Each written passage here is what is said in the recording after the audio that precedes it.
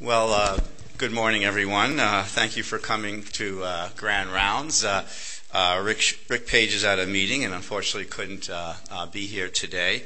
And it's my pleasure to introduce Dr. Lindsay Voss, who's finishing her chief residency here with us and then will join us as faculty as an assistant professor in general internal medicine this summer.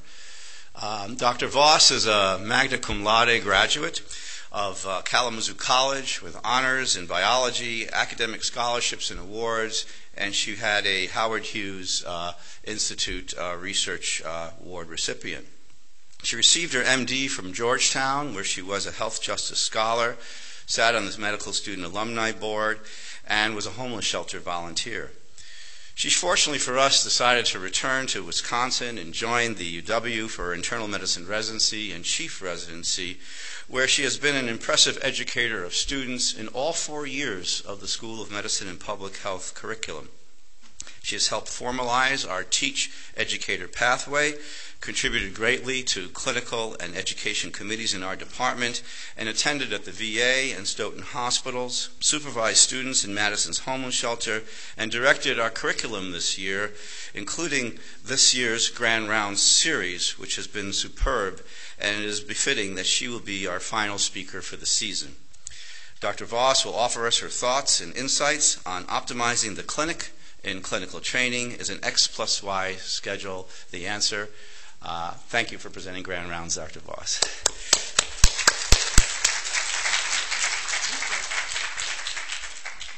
Thank you to Dr. Vogelman for that really warm introduction. I really appreciate it. We're facing a critical shortage in primary care physicians in this country. The AAMC says that by 2025 we could be short by as many as 30,000 primary care providers. And as these patients will not be able to receive care, they're going to continue to overburden our ERs and perhaps just not receive the care they need. So this should matter to us certainly as physicians who care for those patients, as citizens of this country. But if I can't get you on those two fronts, it should certainly matter to you as a patient, because you may be one of those patients that can't get in to see their primary care doctor with this shortage. So why is this happening? Part of the problem is an issue of demand. So as more people have insurance under the Affordable Care Act, the people with access to care is growing. Baby boomers are aging into the Medicare system and have higher needs for care as well. Part of the problem is supply. You have some of those same baby boomers who are physicians, so they're leaving the workforce and their patients need to be taken over for by other providers. But that's not the whole story.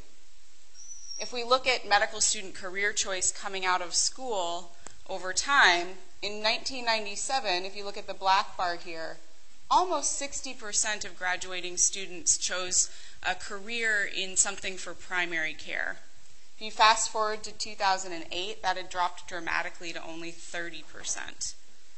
And that trend continues in internal medicine residencies as well. In the blue bars in 1998, more than 50% of internal medicine graduates went into general internal medicine, and by 2005, that was down to 20%.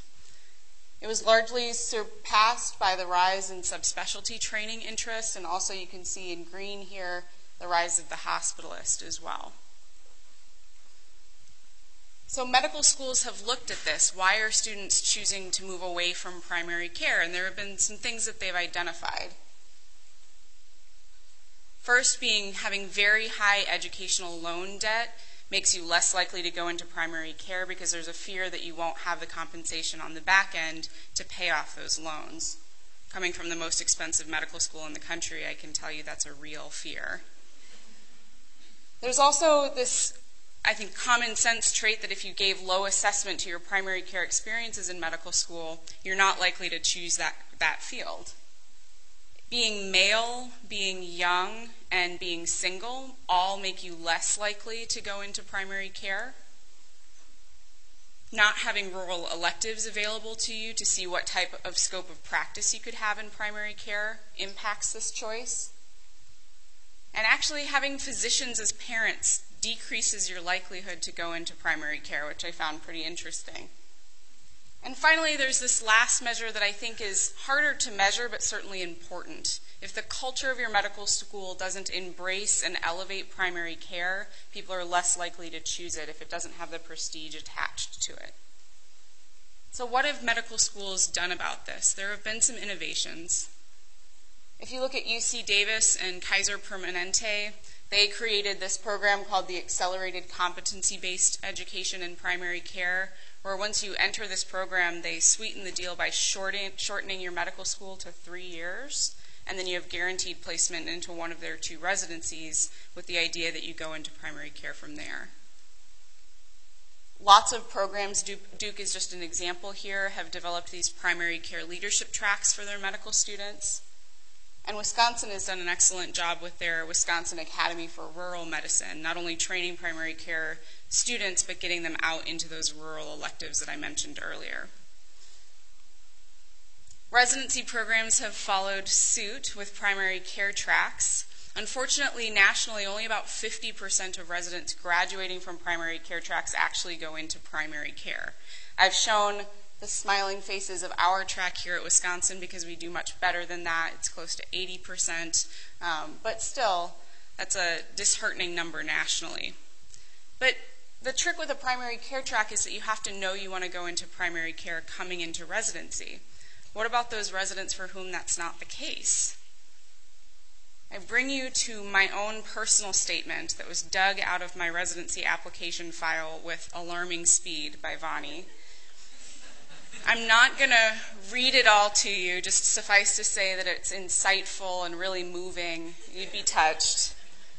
But I will draw your attention to this sentence here, and it reads, "The experience I gained ignited within me an interest in critical care." Sorry, Dr. Jarjour, I changed my mind, but why did that happen? Something happened during my training. Was it that I had a horrible time with Dr. Jarjour in the ICU? No, I had a great time. I learned a lot. Those were really valuable experiences for me. Instead, what happened was that I had a really impactful primary care experience. I had a great mentor in Mariah Quinn. I had wonderful patients at the West Clinic that I developed continuity relationships with, and I really enjoyed interacting with the clinic staff in a way that I hadn't been able to do in medical school. It was this clinic experience that showed me that primary care was really where my strengths lie. So I come to you with this creed, that all internal medicine residents deserve a positive clinic experience that prepares them for outpatient practice, regardless of what they come into residency thinking that they want to go into. So with that creed in mind, I'm going to walk you through how we'll approach the rest of this talk. So first we'll look at the traditional model for how we train outpatient medicine in residency now these days. Then we'll focus on some of the pitfalls of that model, the studies that have been identified there. And then we'll look at this proposed solution that's been thrown out there, this X+Y schedule, and we'll look at that in detail before I wrap up with some summary and give you some specific recommendations. So we'll start with the traditional model here. So this is what it looks like. This is what you think of when you think of being in residency. You have month block rotations that you change every month depending upon what you're doing.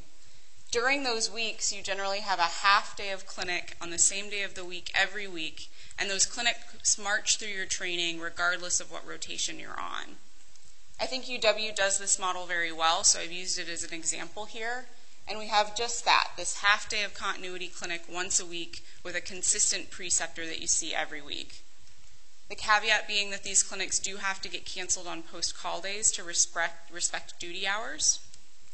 We also give our interns a 1-month block experience in their ambulatory care clinic for wider exposure, and they repeat that block again sometime during their 2nd and 3rd year in training.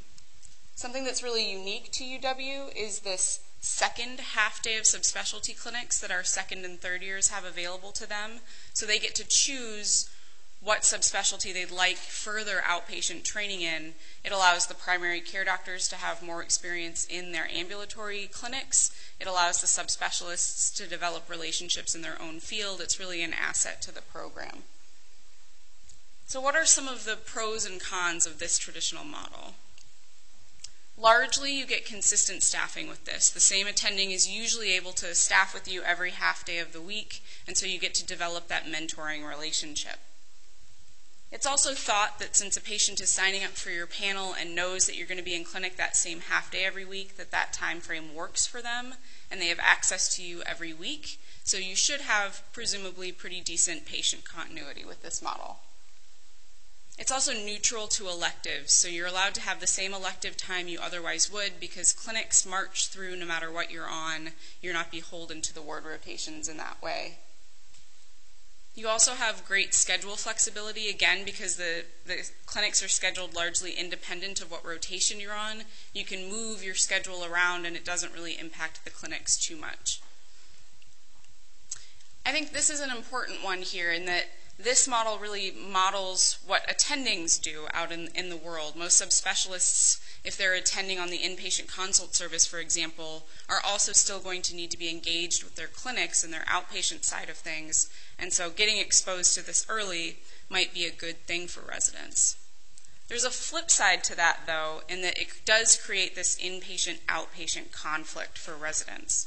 They have a split focus. When they're on the wards taking care of sick patients, but it's their clinic day, they have to sign those patients out, leave for clinic, and they may not be focusing at clinic because they're thinking about what's going back on the wards. It also makes days off challenging to schedule for the inpatient teams. You can imagine if you have 4 people on a ward team, all with 4 different clinic days, 4 days out of the week are now shot for days off. That can be a challenge. It can be a challenge for the work-life balance of the residents. And these clinics often, as I said, get canceled on post-call days, which calls into question that continuity that I mentioned earlier. Residents are unpredictably out of clinic for days, which can make it difficult for patients. So now let's look at some of the research that's looked into how this model functions and how it does in terms of training residents for outpatient practice. We'll start by looking at whether or not residents feel prepared for outpatient practice at the end of residency training.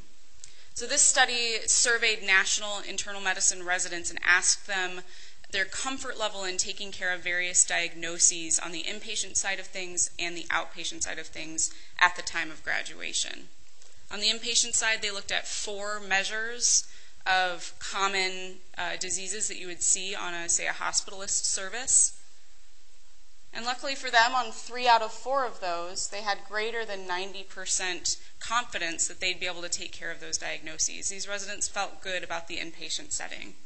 They looked at 8 measures on the outpatient side, and sadly, on 4 out of the 8, we were below 50%. 36% of residents didn't or felt comfortable taking care of depression. I think those are pretty shocking numbers. So what about here at UW? I surveyed our existing residents and I asked them this question: how well has your clinic prepared you for your future career? And these are the answers that we got. About 8% felt extremely well prepared. They felt like they could leave residency, go practice tomorrow, and be great. About 41% said they felt well prepared. There would be definitely a learning curve, but they'd get there. They felt good. 44%, though, were really neutral on this. They said they weren't sure how they were going to feel about it. Only 1 resident said they felt poorly prepared. Nobody said extremely poorly, and a couple of hospitalists identified themselves as not having clinic, which is fair. So then I asked the residents this question: how had their clinic influenced their career choice coming through residency? So that's how I framed the question. This is what the graph breaks down to. So close to 60% said it didn't matter. I came in knowing what I wanted to do. Clinic didn't change my mind one way or the other. About 8% said that their clinic experience positively impacted their career choice, and that's definitely where I would have fallen if I had taken this survey myself. But sadly, over 30% said that their clinic experience in residency negatively impacted their view of general internal medicine, made them less likely to choose it. Most of these people went on to pick a subspecialty to do instead. And that data is reflected nationally as well. That's not unique to UW. So this study they surveyed residents who were likely to go into general internal medicine and identified some aspects of clinic that increased their likelihood to choose general internal medicine and turned it into an odds ratio. So if we look here, when residents were very satisfied with the number of patients that they saw in clinic, the likelihood that they were going to go into general internal medicine, their odds ratio for that was 2.4. The next one down was being satisfied with the continuity relationship with your patients, had an odd ratio of 4 associated with it. And then not unsurprisingly, the one that had the largest odds ratio of 29 was just knowing that you wanted to do primary care coming in. Not a big surprise there.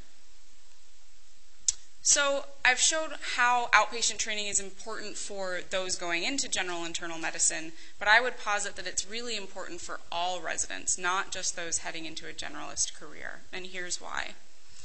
When they administer a survey attached to the National in Training exam and ask residents what they're going into, this is what the breakdown looks like. You have about 21% of residents nationally that go into general internal medicine, 64% into various subspecialties, and 9% go into hospital medicine. But if we focus on that part of the graph, that's the proportion that will have outpatient practice as at least part of their job. It's 85 to 90% will be in clinic in their future career. So it's really important to everybody. The data for UW, I looked back at our last 5 graduating classes, including the one that is graduating on Sunday, and this is our breakdown, about 18% in general internal medicine, comparable nationally in the subspecialty areas. We have a slightly higher percentage of hospitalists in the last few years. So our pie looks something like that. 80 to 85% of UW grads will be in clinic and therefore need to be well trained in it. So let's kind of go through what we just talked about. Poor continuity clinic experiences steer people away from careers in general internal medicine. Nationally, residents feel ill-prepared to take care of the patients they're going to see in clinic. They feel much more comfortable in the outpatient or in the inpatient setting. But 85 to 90% of residents will be in clinic whether they want to be or not, so they need to be good at this training. So how do we fix this? One of the things that's been proposed is this idea.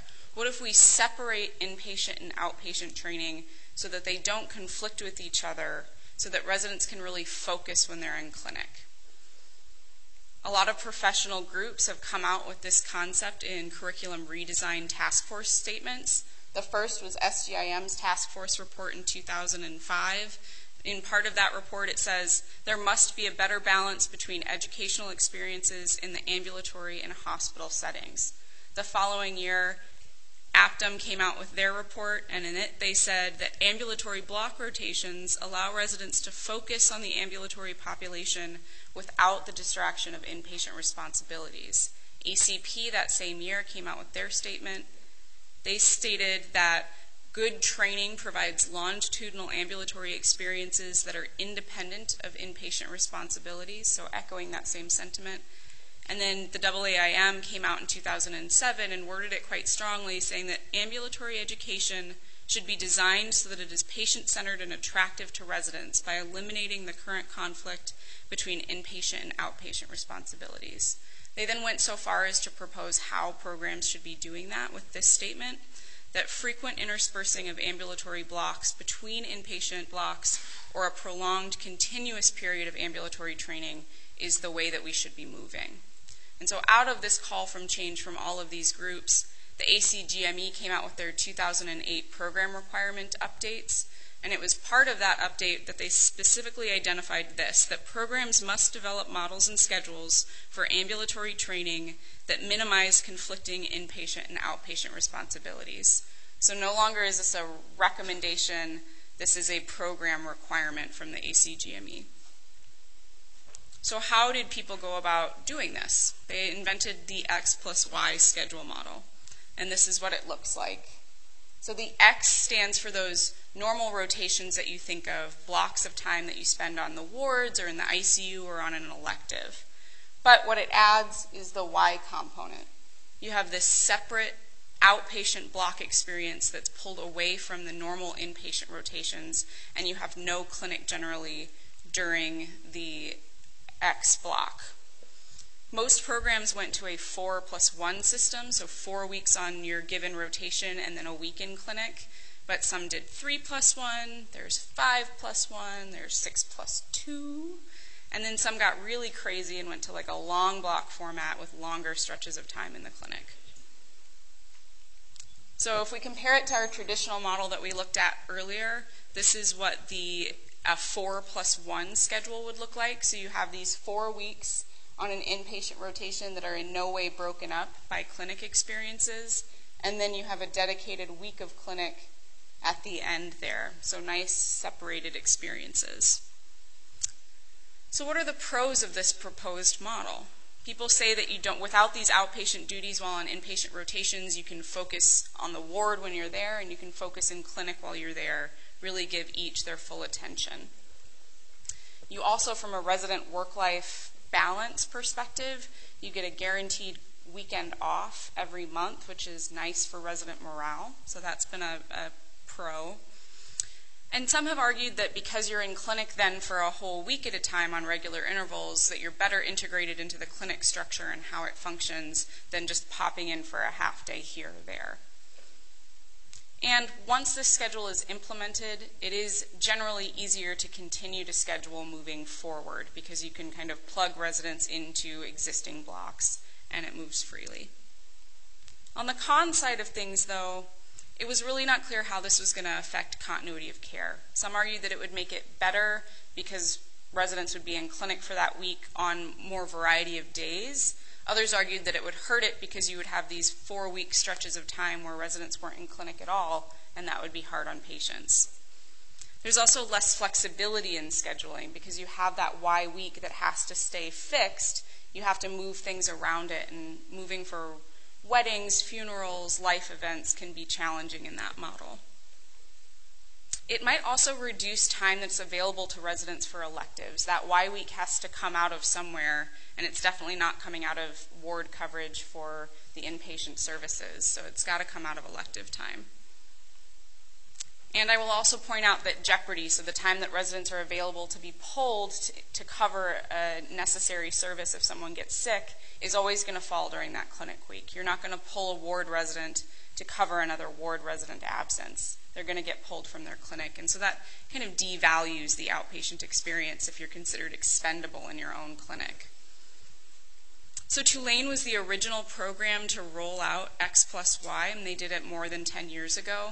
They did collect some data at the time of their transition, but unfortunately they haven't published it. But I talked with one of their current chief residents and got his perspectives on their reasonings behind the change. And he identified 3 goals that they had in making this change. The first is that they wanted to increase the total number of clinics that their residents were participating in. And they thought by eliminating having to cancel some of these for post-call days and call days, that would happen with this system. They also thought it would reduce duty hour violations because if you're not having to split your focus between clinic, when you were on the wards, you'd be able to be more efficient, get your work done, get out on time. They also thought it would decompress wards for better learning. By not having to leave for clinic, you could do teaching with your team on the inpatient side. I will point out that 2 of their 3 overarching goals for this change were inpatient-minded. They were really trying to optimize their inpatient services, and changing their clinic structure was sort of a secondary side effect to that, not the intention. And so in reflection, they're 10 years in, it's really ingrained in their culture at this point, so it's hard to know how you would interpret any future satisfaction data because the residents who are recruited there, that's the only thing they've ever known now. And he also introduced this component of the clinic week, that 1 week in clinic being viewed as a diastole week. You just had a hard month on wards, you get a weekend off, and then you get to kind of kick your feet up in clinic. People may not sort of give it the same educational focus and attention that they gave to the inpatient wards because they're viewing it almost as a week off. So do residents like this change to X+Y? Some programs have collected data on this. If my chief here has taught me anything, it's that much like Sheldon, residents are pretty reticent to change anything. So it's nice that this was actually measured for us. So on the pro side of things, several studies have come out. Lehigh Valley Health Network went to a 4+1 model and their residents really liked it. SUNY Upstate went 3+1 and their data was very positive. Mayo went to a 50-50 outpatient-inpatient model and theirs was trending more towards neutral but was slightly positive. University of Cincinnati did a long block, and their residents really liked the change. And then Mount Sinai St. Luke's went to a 6+2 system, and their data is positive as well. In the kind of neutral section here is the EIP Ambulatory Cooperative. That is a group of 12 programs that are part of the ACGME EIP group. We're included in that, and they looked across the same stretch of time. Some programs were on traditional models, some were on X+Y, and they compared data between the different groups. And that satisfaction data overall came out about neutral. So I put it in the middle there. On the negative side here, nothing. It's really not clear if that's because that data is out there and just hasn't been published, or if the programs that residents didn't like the change just reverted back to their old schedule. It's just not clear. So we don't really know what to do with that side. But I would argue this, that maybe resident satisfaction isn't the right measure. You know, that sometimes the most challenging experiences we have are where the deepest learning comes from.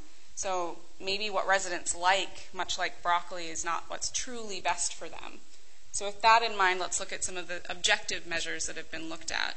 And the first is patient continuity, since that's important both for training and for the patient side of things. So Colorado looked at this when they went to a 4+1 system. They had no clinic during their 4-week ambulatory or inpatient blocks, and they had 7 to 8 half days in clinic during that one clinic week. With this change, they looked at the number of clinics, they looked at number of patients the residents saw, the continuity between the patient and the resident, and they looked at in-box management. In terms of times in clinic, during their first 5 months after the change from traditional to 4+1, they did see an increase in the amount of time that residents spent in clinic. They also saw that in the 4+1 model, interns were seeing more patients while they were in clinic, which is also a positive. Their continuity data, however, is really interesting. So this first graph represents the data for when patients saw the resident who was assigned as their PCP, when they could actually get in to see their own doctor.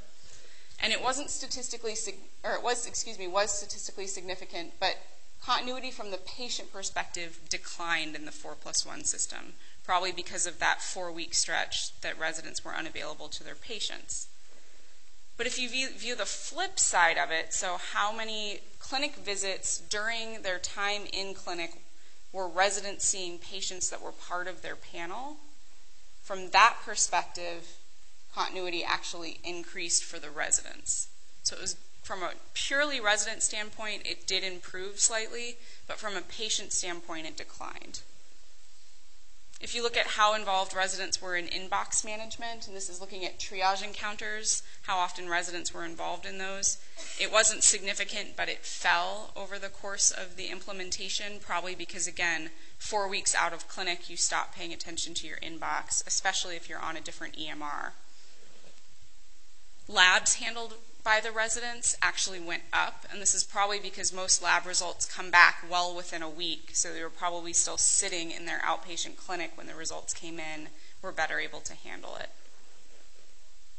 So in summary for the Colorado program, their continuity increased if you look at it just from a resident perspective.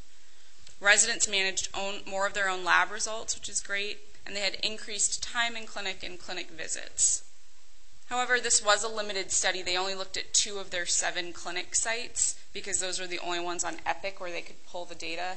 And they only looked at interns in their first 5 months of training, which I would argue is unfair to measure anything during the first 5 months of anybody's intern year. But this is a big con, I think, that continuity declined for these patients. I think it's a big ask to have a patient know that their primary care doctor is going to change every 3 years no matter what they do and contribute to the education of our residents, but then also make a change that decreases the likelihood that they can even see their own doctor. They also had no increase in telephone encounter management, which I think is probably a reflection of being disengaged from clinic during the X blocks. So I asked this question: would outcomes be better in clinic if it wasn't limited to just 1 week? What if programs, unlike Kobe here, Jill's baby, who's a very in-the-box kind of thinker, If you became an out-of-the-box kind of thinker and expanded what that clinic looked like, would things be better? And that's what Mayo tried when they went to a 50-50 model, inpatient-outpatient. This is what it looked like. They had alternating inpatient and outpatient months every other month, kind of flip-flopping the schedule. They had no clinic whatsoever during their inpatient months, much like you would on the X+Y schedule. But then when you were on an outpatient month, they increased the number of clinics you would have to 2 per week in your outpatient setting, so doubling the time in clinic from a traditional model. They also added an extra ambulatory block, so their program went up to 3 ambulatory blocks over 3 years to give residents more time in clinic. And then part of their change was to establish more consistent faculty oversight of their residents, something that they weren't doing before, so that may have played into their results a little bit. So this is their data. If you look at the panel size before the change and after, it actually was able to go up a little bit. And in terms of patient visits, they were worried that this would go away when they eliminated half the clinics from the schedule, but it stayed the same, no significant difference. So they were getting the same exposure in clinic. If you look at missed appointments or no-show rates for their patients, it's often used as a kind of surrogate marker for patient satisfaction. You're less likely to no-show a provider that you really like. Their no-show rates declined with the change. And then if you look at their continuity of care data, the PHY stands for the continuity from the physician perspective, so for the residents. Sadly, it went down from 62.9% to 48%, a pretty significant drop. From the patient perspective, that's represented here in UPC, so usual provider of care, how often they could see their own resident. That also declined from 61.3% to 51%. So their change didn't really impact continuity. From a disease management standpoint, they measured a number of factors. We won't go through all of them, but the main takeaway from this slide is that there was no change for good or for bad. It stayed about the same in the new model.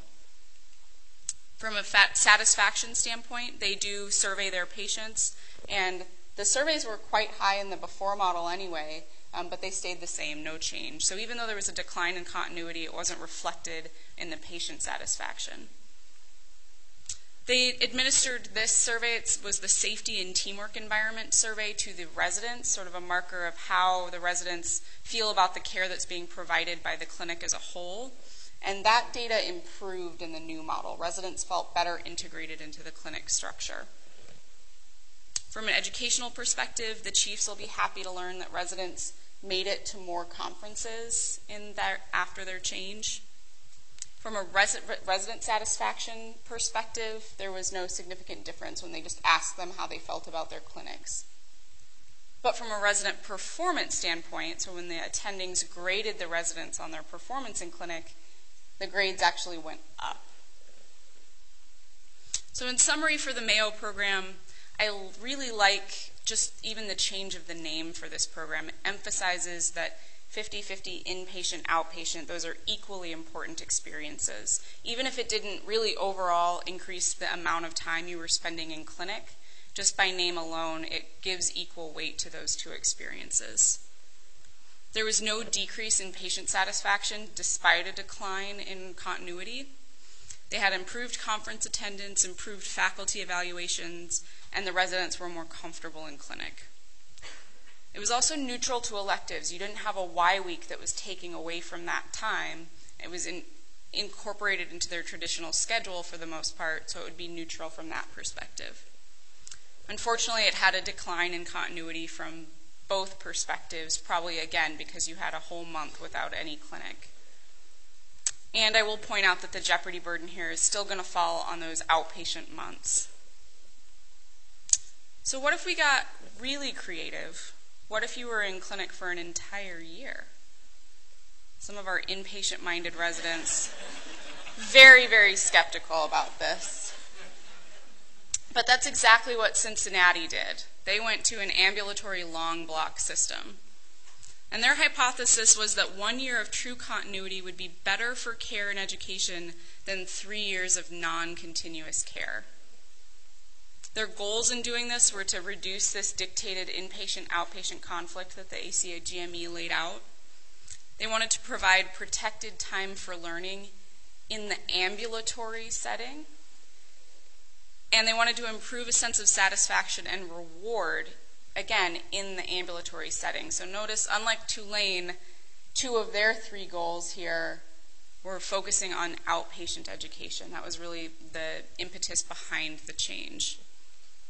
So this is what the program looked like when they implemented it. If you picture each of these lines as a year in a resident's life, their interns spent the whole year on the wards, ICU, electives. They gave them a half day in clinic with a very small panel, but mainly just to kind of get their foot wet and get used to the clinic, not really to establish a true practice. For the first 4 months of the PGY 2 years, you learned those skills of being a senior resident on the wards and the ICU before you leave the wards entirely behind for 12 months and spend it just in your ambulatory long block. During that long block, they would have 3 half days in clinic a week, and then interspersed during the rest of the week, there was learning and then also electives. So outpatient subspecialty clinics, research time, that's where all of the other electives would get fit in. And if someone was very inpatient-minded, they could elect hospitalist rotations, triage rotations, subspecialty inpatient care. You could really tailor it to what you wanted it to be. And then at the end of your 3-year here, you'd return to the wards, really consolidate those skills from previous, and if you wanted to, you can continue a half day of clinic. So their outcomes, when you look at all of these measures of resident satisfaction, and that's all residents, not just those going into clinic, they were all statistically significantly increased. And if we look specifically at the total experience score down here on a scale of 0 to 100, it went from about a C to a B+, so it jumped a couple of letter grades. Well, let's look at their continuity data.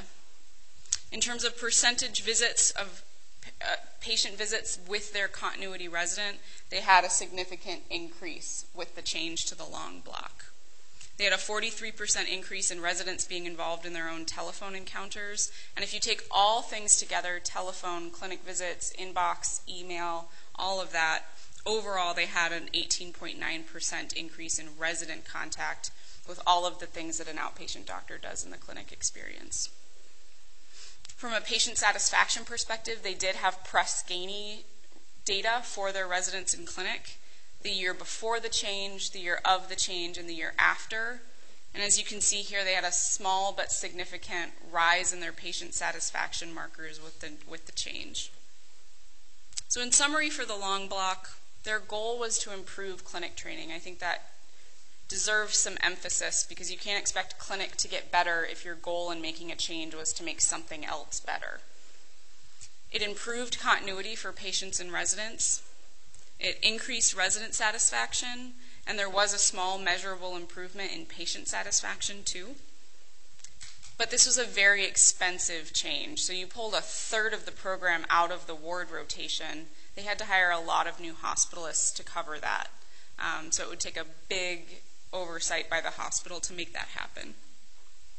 There was also high initial clinic staff turnover with the change. People were sort of used to what they liked, and change is hard for everybody, not just residents, but it smoothed out after that.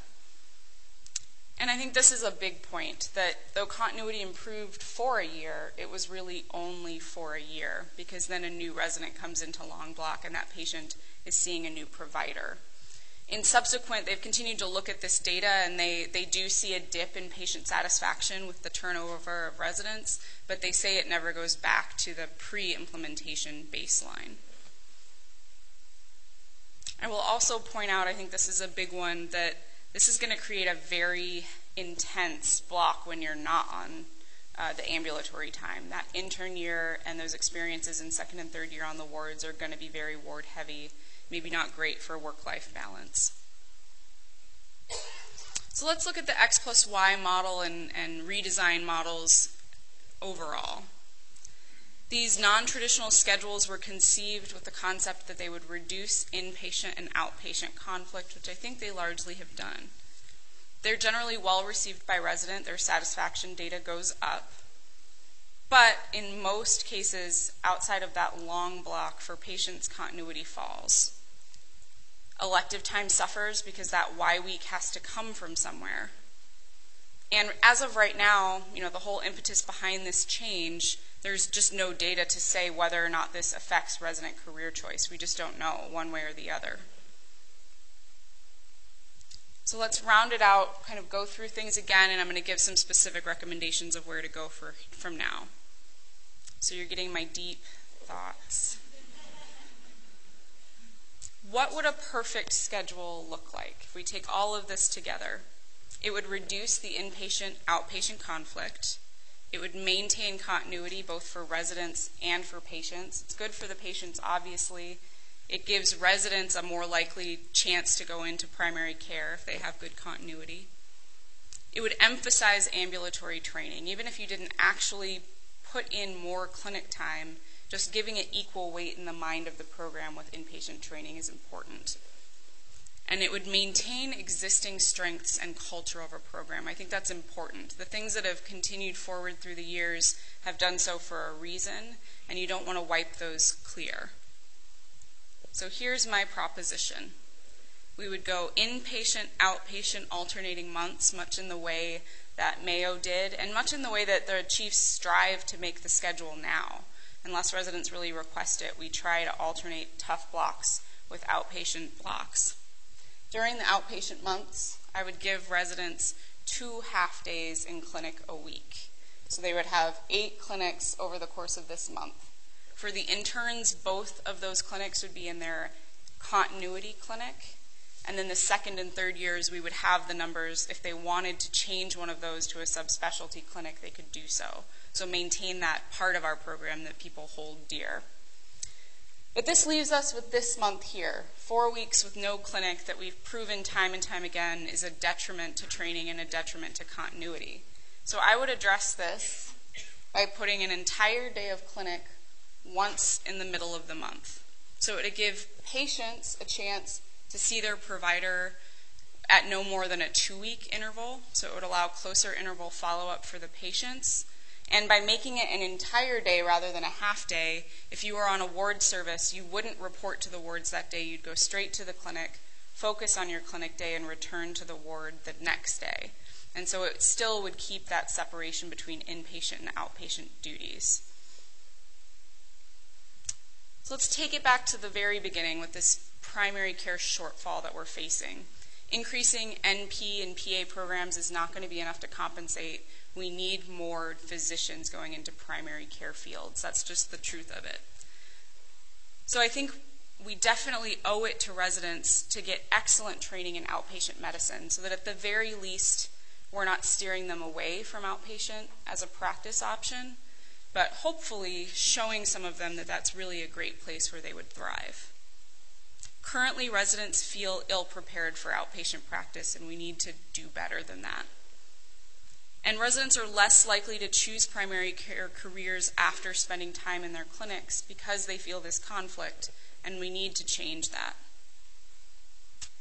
And I think this is a really important point. If we don't find ways to attract residents on their own, make the field more appealing, funding sources through GME, I think, are going to find ways to do it for us. They just put $168 million into new residency spots through the Affordable Care Act to get more primary providers through residency programs. And when they look at the residents who are funded with that money, in internal medicine, only 30% of them are going into primary care. That's a terrible return on investment. If it were my money, I would give it to the family practice people who are at 92%. So I think if we're not careful, we want to make the changes that are our choice and make things good from our perspective and not wait for it to be dictated to us. How does resident clinic play into this? So these X+Y schedules really attempt to address a lot of the problems that have been identified. But my proposed schedule aims to take all of the best data that we have from the programs that have published and combine those good aspects with the things that are unique to UW that really make us special and maintain that part of our program. All we have to do now is implement it. I think it's really apropos that I'm giving this talk on the very last day of my chief year. I hand over the reins to these smiling faces bright and early Monday morning. I think they're more than capable of making this happen, so I leave it on their doorstep. With that, I'd like to say thank you both to all of the UW residents for a great year and my co-chiefs, specifically to Jill and Jess for listening to this talk and giving me great feedback, to Bob Holland and Amy Zelensky for great coaching on this, Mariah Quinn and Joan Addington-White for showing me what a good PCP looks like, to Dr. Vogelman for all he does for the program, to Bill for being a good sport, to my parents, Karen and Kim Voss, and of course to Berto. He is the only bird that knows anything about primary care outpatient education, so he'll answer questions if you have any. I'm happy to answer questions. I promise to repeat the questions, and I will end promptly at 9 o'clock.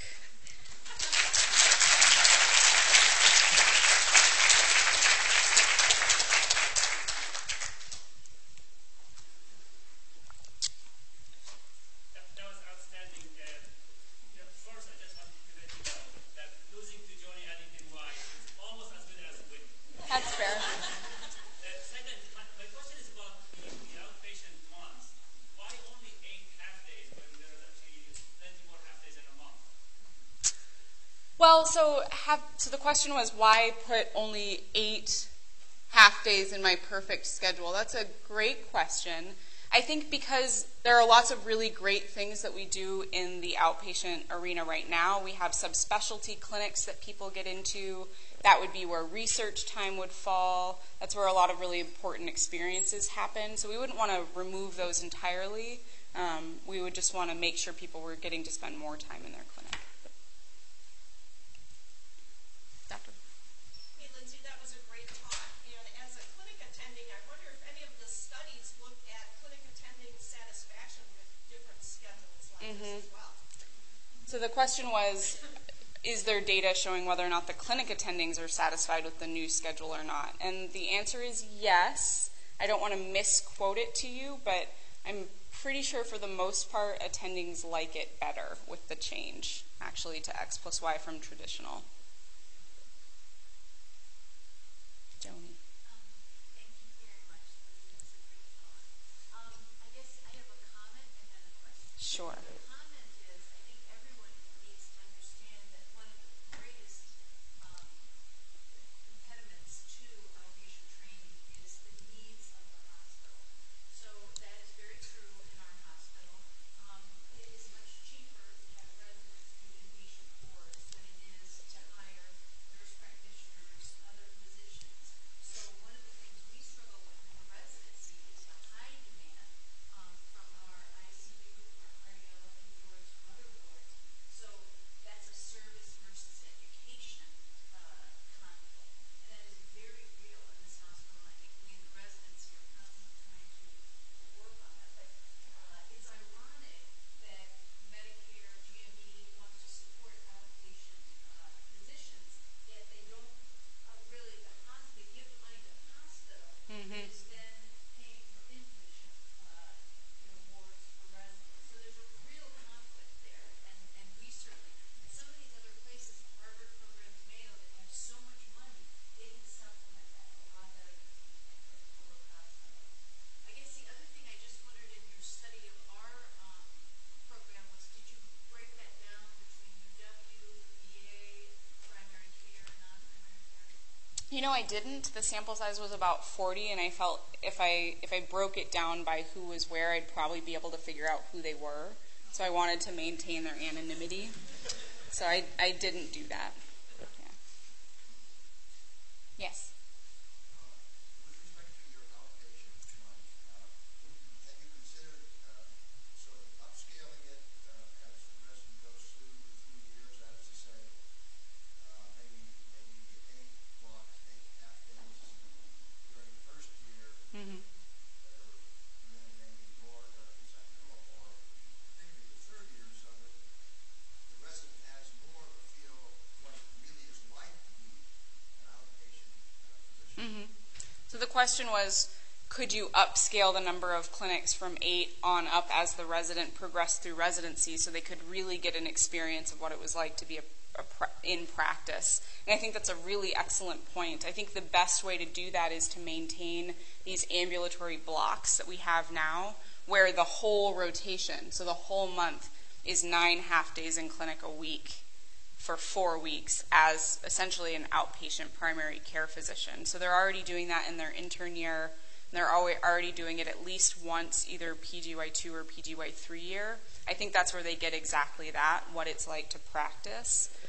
I would be more than open to increasing that to 3, at least on an elective basis for those who really wanted it. I think that's really important.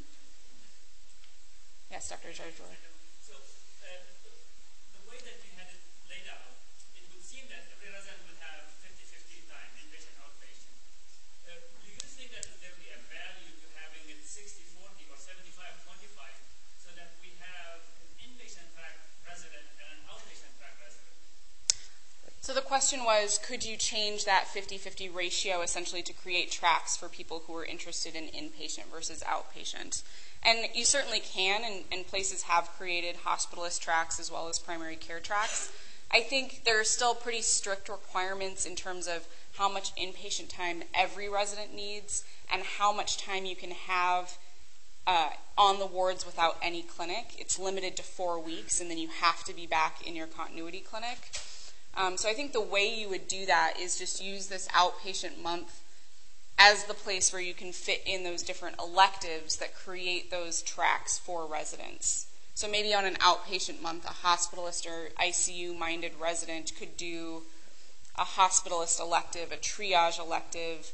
They could do, procedures in the Palm Suite. They could do ultrasound with Dr. Corey, things like that, to kind of tailor the training still. It gives you that freedom, but without necessarily having to change the whole ratio. Yes?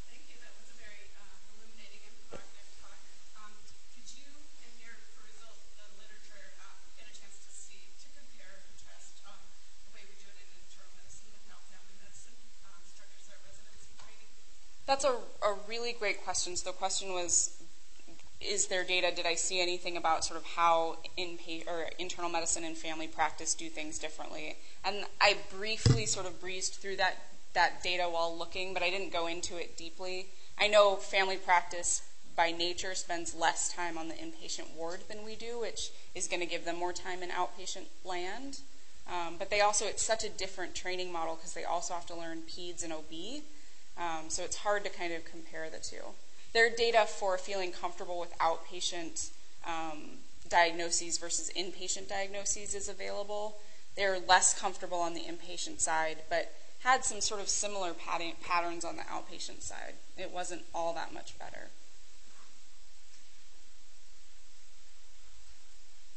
Thank you.